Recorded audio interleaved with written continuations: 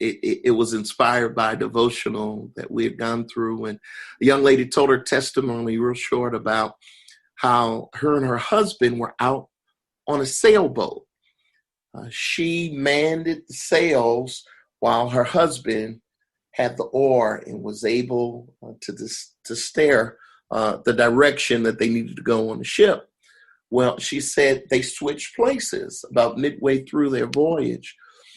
And she then realized how important it was for her to keep her eyes on a distant target to keep them going in the right direction. She said, whenever I took my eyes off of sort of the prize, I got off course. And so is the correlation for us. Even in a pandemic, we can still give God praise.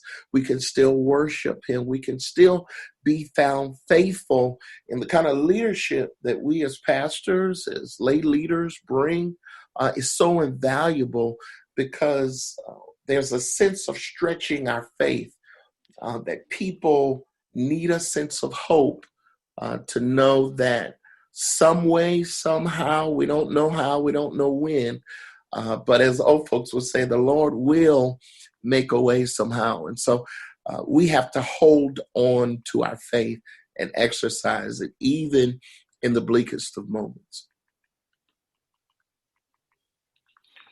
Pastor Hammond, do you want to share? Thank you, Pastor Jackson, for sharing.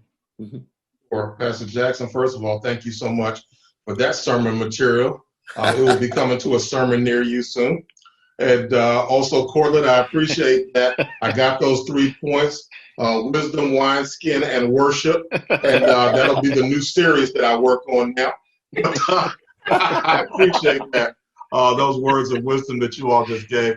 But to answer your question, I do think it's incredibly important that we come out of this pandemic, out of this situation with power. One of the things that's going on right now is the situation we're dealing with is real. And as I heard Pastor Jackson say, the initial reaction, I think, from many people, all of us to some extent, was panic. You know, what is going on? It's the first time in our lifetime we've ever seen anything like this. But with that reality, there was also opened up many, many opportunities. And one of those opportunities, I believe, was for the growth of us as believers.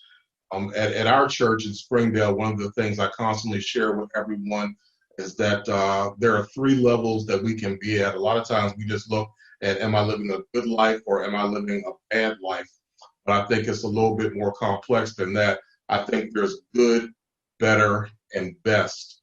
And God is always trying to push us towards being our best and having maximum power in our lives. And if we handle this crisis correctly, it's going to be a great opportunity for us to come out of it, depending on the Lord, with a new power that I don't think many of us as believers have ever had in our lives before.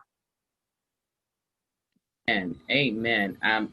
You know, it's just exciting to hear, because as pastors, you're transparent and say, you know what, there was panic, you know, and even though as people of faith, this is something that was very new, and that our first response was, oh my goodness, what's going on? And to be the voice of reason, or the voice, the faces where people were looking to you to say, oh my goodness, what's going on? And providing that level of hope. And now being able to say, yes, we're going to come through this, and we're going to come through this better. And providing that hope and that power is definitely something that we want. So this has just been a good jump off conversation. Cortland, I know you're probably enjoyed this as much as I. Yeah, I agree 100%. Yeah, but we're going to go ahead and take our first break. So we're going to take a break, and when we come back, Pastor Hammond and Pastor Jackson, we just want to check in with you and find out a little bit about your thoughts, a little bit more about our fortifying our faith and learning about becoming that stronger person in our faith during this time. And then we want to get your thoughts on a little bit about Black Lives Matter and social justice also in this show. So stay tuned with us. You are listening in to Village Talk with Shauna Felton King and Cortland Jones. We will be right back after our break. See you soon. Feature your business with a full or half-page ad in an upcoming issue of Vision and Purpose Lifestyle Magazine. Advertise your business, book, or event and reach potential clients. Vision and Purpose Lifestyle Magazine covers and features stories in business and entrepreneurship, education, performing arts, sports, community outreach, fashion, travel and real estate, health and wellness, and more. Contact us at info@vnpmagazine.com, or you can reach out to our Director of Sales, Ms. Karen McConnell-Jones, at 202-904-1000. Vision and Purpose, inspiring our community. And welcome back to Village Talk with Shauna Felton King and Cortland Jones. And today on the Village Talk couch, we have Pastor Howard K. Hammond and Pastor Albert P. Jackson. We are so thrilled and honored to have both men of God with us. And when talking about the doors of the church are still open. Cortland, we know that this is something that's so important during this time, that the church continue to serve, and that they're dealing with so many things during this time, but the ministry must continue. Am I right? Yes, I agree. Even as I listen to you talk, the image of the clergymen on the Titanic when it was sinking and everybody was holding on to him, even though the ship was sinking, comes to my mind. So I agree 100%. We're all looking for some hope to hold on to in the reality of what we're dealing with. Yeah.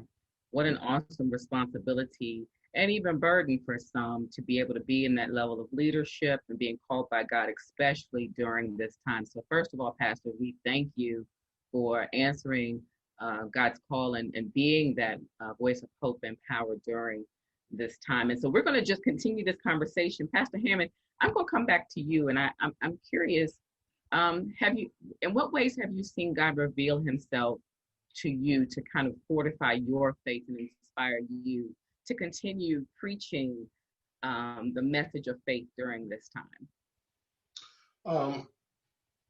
Great question. He's revealed himself in so many ways, personally as well as in my ministry. But over the years, what I found out is with trials, and make no mistake about it, this pandemic that we are in is one of the greatest trials I think most of us have been through in our lifetime. But I have found that trials do a couple of things, or have the capacity to do a couple of things. One, either push us away from God, push us towards God, to get closer to God. And for me personally, when everything happened, I happened to be out of town when it happened, and I'm rarely away from church, but I was away that Sunday, and I sat back at recording just to kind of try to allay folks' fears at the church and whatnot. But the church carried on that day.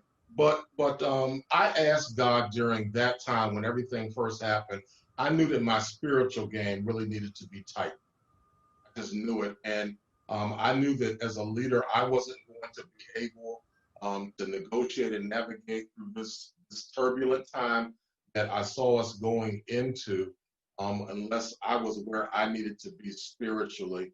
So the first thing I did was really try to get a closer walk with God and just spend time, more time with him, so I could really clearly hear his voice and the direction that he was taking me in and us as a church in during this season. But when it came, and he came through, and as I got closer to him, I could hear him, and I think it's come out. I pray it has in my preaching, because I want to be relevant to the current circumstance that we are in, but at the same time, I don't want to be a prisoner of the latest news cycle, because a lot of things are going on right now, and if every week I just, because I don't think that people come to church necessarily to hear the news, but they really come to hear a word from God. And they want that word to inspire them, but also to inform them as to how we can all live out our faith during this time. So the reality of the pandemic and the civil unrest is just taken, I know myself, but also our entire congregation to a new level spiritually. Yeah, that you're right. Just to be able to say, it's easy to just scroll the Facebook feed or look at the news cycle and stuff like that. But when I tune in to say I'm looking for a word, encouragement, and so not just regurgitating what I've already heard, which we can all be tired of sometimes. But that's right. People are coming and they're seeking something. So thank you so much for that. Pastor Jackson, what about you? What's different, for you during this time, and how has God revealed himself to kind of lead during this time? Yeah, I'm really, thank you, Shauna. I'm really amazed at how God just continues to reveal himself over and over again. Because we are so hands-on, because we care so much about the people that God has called us to. When they hurt, we hurt. When they cry, we cry. We had to do no less than about 4 funerals, of which many were tied to COVID-19, as well as mental health issues that just broke out throughout the congregation and in families. And so what the Lord really did was fortify my spirit to be ready to not only counsel, but to live through the pandemic. And so very much spiritually, he fortified me mentally as well as physically.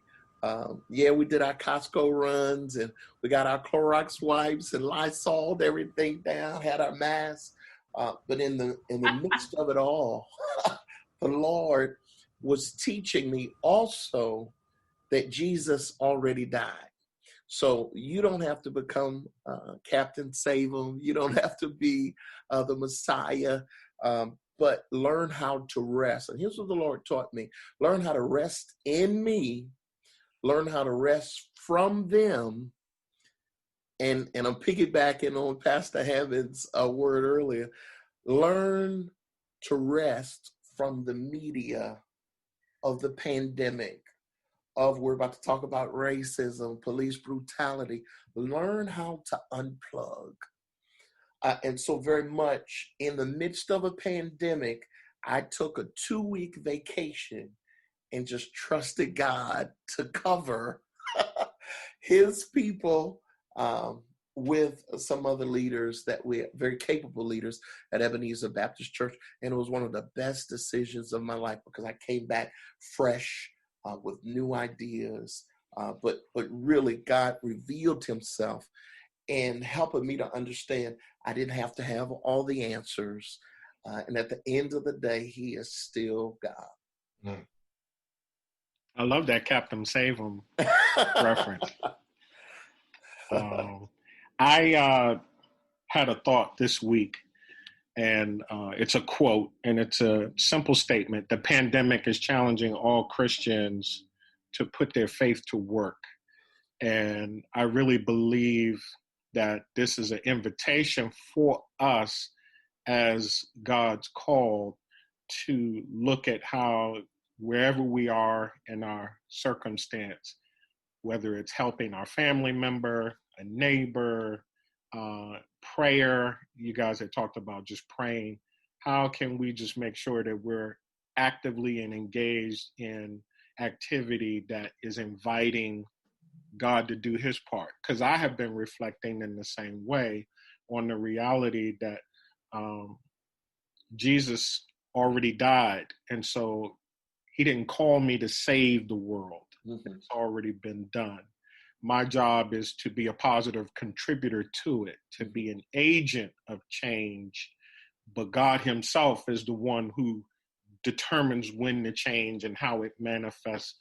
Mm-hmm. But I'm not called to save the world. Jesus already did that. So I love what I've heard from both of you. I am curious at this time to hear each of you share your thoughts as it relates to, as an African-American male, as a man of faith. What are your thoughts as it relates to our current climate regarding social justice and Black